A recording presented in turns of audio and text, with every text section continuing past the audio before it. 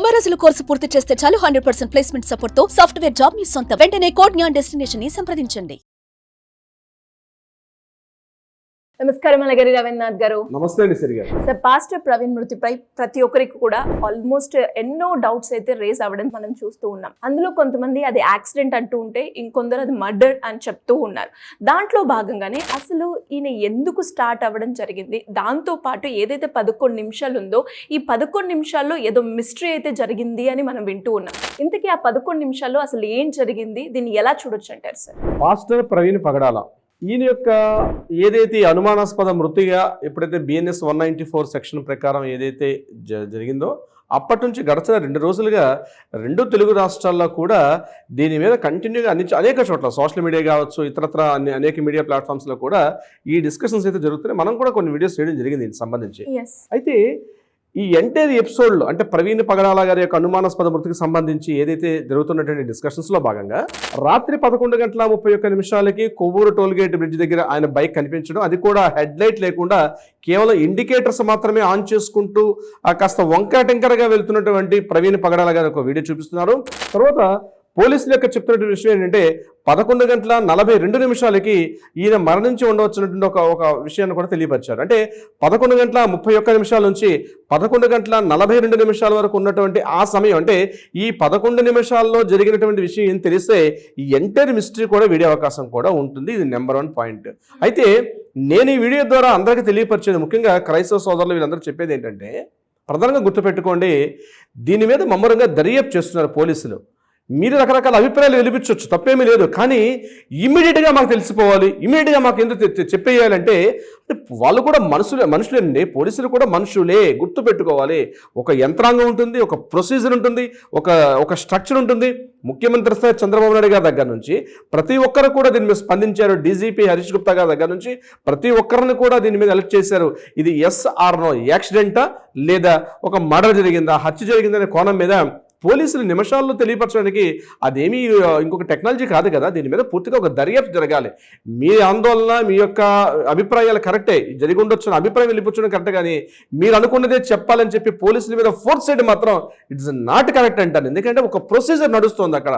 Even though నేను ఎందుకు ఈ మాట చెప్పాల్సి వచ్చిందంటే, పోస్ట్ మార్టం చేయడానికి కూడా మీరు సుమారుగా అభ్యంతరం వెలిబుచ్చారు. అంటే 24వ తారీఖు సంఘటన జరిగితే 25వ తారీఖు ఉదయాన మనకి ఈ యొక్క డెడ్ బాడీని మనకు దొరికితే 25 అంతా కూడా మీరు ఈ యొక్క దీంతో కంప్లీట్గా బాడీని అక్కడే పెట్టి 25వ తారీఖు పూర్తిగా పెట్టి 26వ తారీఖు నాడు పోస్ట్ మార్టం చేయాల్సి వచ్చింది.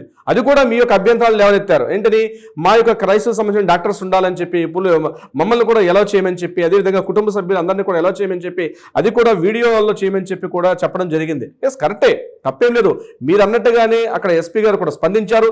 ఎస్పీ గారు కూడా దాంట్లో అన్నట్టుగానే మీ యొక్క అభిప్రాయాలను తీసుకొని పరిగణలో తీసుకొని కూడా చెప్పడం జరిగింది. కానీ ఏదైతే క్రైస్తవ లోకం మొత్తం కూడా ఇది మర్డర్ అనే ముక్త కంఠంతో చెప్తున్నారో, డెఫినెట్గా అది అవునా కాదని చెప్పడానికి కొంత బ్రీతింగ్ టైం ఇవ్వాల్సిన అవసరం వస్తుంది. అంటే సెకండ్స్లో చెప్పేయాలంటే పోలీసులే ఆకాశం చూడబడి దేవదూతలు కాదు కదా, వాళ్ళే మిరాకిల్స్ చేసే మనుషులు అంతకన్నా కాదు కదా.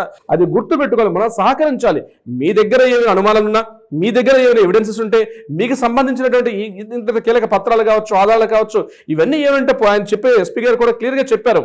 మీరు రిటర్న్ కంప్లైంట్ తోటి రండి, మేము అన్ని కూడా తీసుకుంటాం, అన్ని రకాల అన్ని యాంగిల్స్లో కూడా కంప్లీట్ దర్యాప్తు చేసి ఒక వెర్షన్ చెప్పాలి తప్పించి, అట్లా కాకుండా వితిన్ జరిగింది కాబట్టి గంటల్లో తెలియపరచండి అంటే, గంటల్లో తెలియపరచినటువంటి అంత దీనిగా తొందరపడి అద్భుతంగా మేము అనుకున్నదే చెప్పాలి, ఆ విధంగా పోలీస్ మీద, డిపార్ట్మెంట్ మీద ఒత్తిడి చేయడం కూడా కరెక్ట్ కాదు. ఎందుకంటే డిపార్ట్మెంట్లో ఒక టీంని ఏర్పాటు చేశారు, కొన్ని వందల మంది పనిచేస్తున్నారు, దాని మీద క్లూస్ టీం పనిచేస్తున్నారు, ఫోరెన్సిక్ టీం పనిచేస్తున్నారు, ఇన్ని రకాల వేలిముద్ర నిపుణులు కావచ్చు, ఫింగర్ ప్రింట్స్, ఇదంతా కూడా దీని మీద దర్యాప్తు చేస్తున్నారు. ఇంతేకాకుండా ప్రవీణ్ పగడాల గారు కొంత వివాదాస్పదంగా ఉన్నటువంటి వ్యక్తే. కొన్ని విషయాలు కొంత వివాదాస్పదంగా అయ్యారు ఆయన.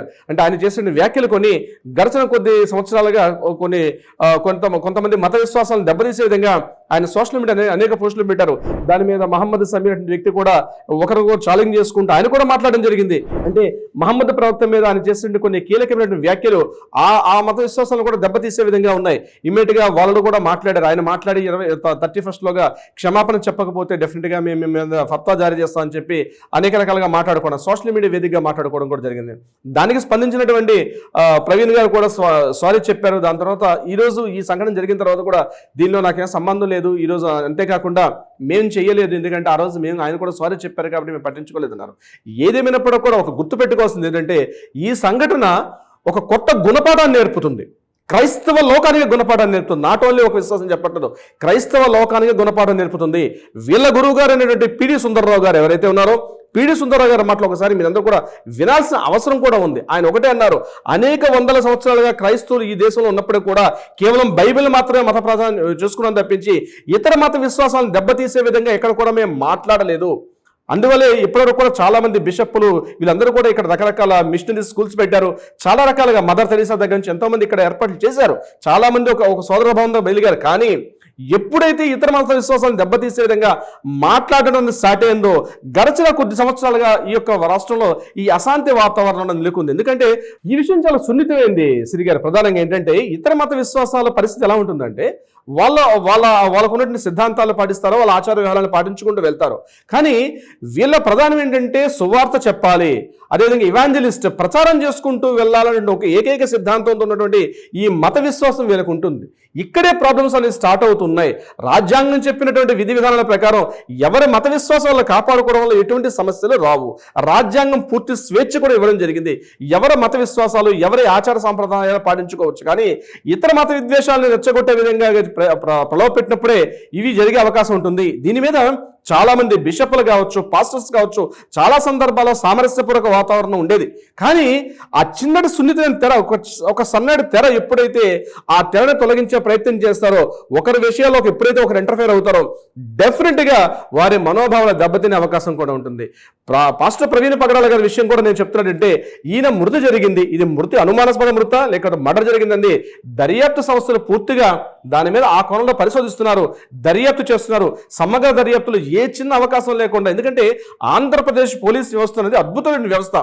సో రాష్ట్ర ప్రభుత్వం ఏదైతే దర్యాప్తు సంస్థలు నిర్వహిస్తున్న వీటి మీద పూర్తి విశ్వాసం ఉంచాల్సిన బాధ్యత ప్రతి ఒక్కరిపై ఉంటుంది. రాష్ట్ర పౌరుడు ప్రతి ఒక్కరికి ఉంటుంది. వాళ్ళు చేస్తున్న పని వాళ్ళు చేయగలిగితే, మన దగ్గర ఏవైనా ఆధారాలు ఉంటే వాళ్ళని సమర్పించాల్సిన బాధ్యత ఒక పౌరుడిగా మనకు ఉంటుంది తప్పించి దర్యాప్తు ఇలాగ రాకపోతే మేము ఏదైనా చేస్తాం, మేము పరిశోధిస్తాం అని చెప్పి కొంతమంది వ్యక్తులు, కొంతమంది మత విశ్వాసులైన మీడియాలో మాట్లాడిన మాటలు చాలా చట్టాన్ని ఏ ఒక్కరి వ్యక్తి కూడా చేతుల్లోకి తీసుకోవాల్సిన అవసరం లేదు.